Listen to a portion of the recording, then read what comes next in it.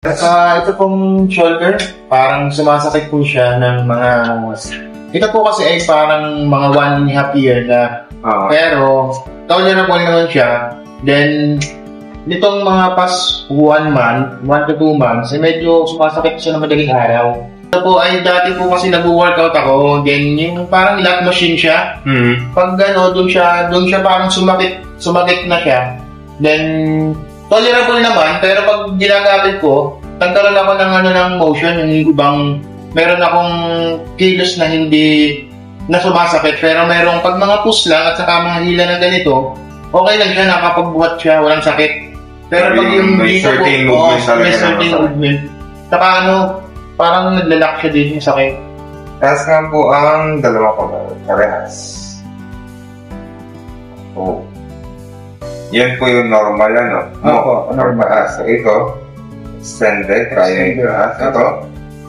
And medyo parang sumasakit po siya. May kumakanan siya. So habang nakaganyan ka, may nararamdaman ka bang pain dito? Meron po. Saan particular sa tulong mo? Dito po. Dito.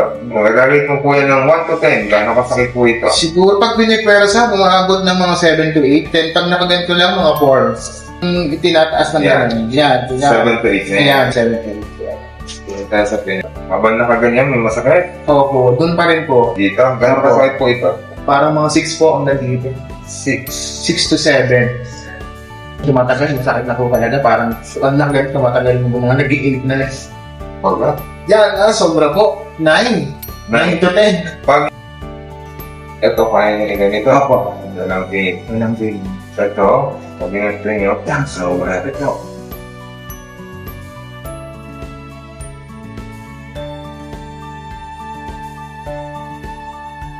Ito, sumakawak ako sa bar. Ang sakit. Para kung kinitigil ako ng mga 1 minute. Tapos sobrang sakit.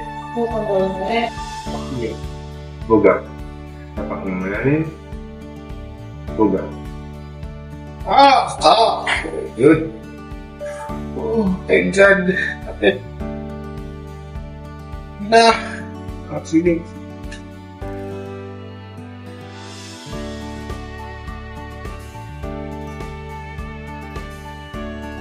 Pantay. Yan. Kanina, nakaganto lang isa, hindi may sagad. Yes po. Ngayon, sagad mo nga ako sa yan. Yan. Sabi nyo kanina, pag hindi pinagpasa, merong pain. Ngayon, kapag nakaganyan, yung normal na pwesto dapat talaga pagkakataas na kamay nyo kung saan pantay sila ng pagkakadikit. 1 to 2? 1 to 2 na lang. Opo. Kanina, meron number 4, sabi nyo? Opo. Ngayon, 1 to 2. Ganyan. Sabi niyo kanina meron number 7 dito. Mga 1 to 2 na rin po. 1 to 2? Siguro yung mga pain na lang ng muscle. Ang naiiwan. Ang mismo magpahinga. Okay. Karaniwan po yung mga ganyang cases nagigil.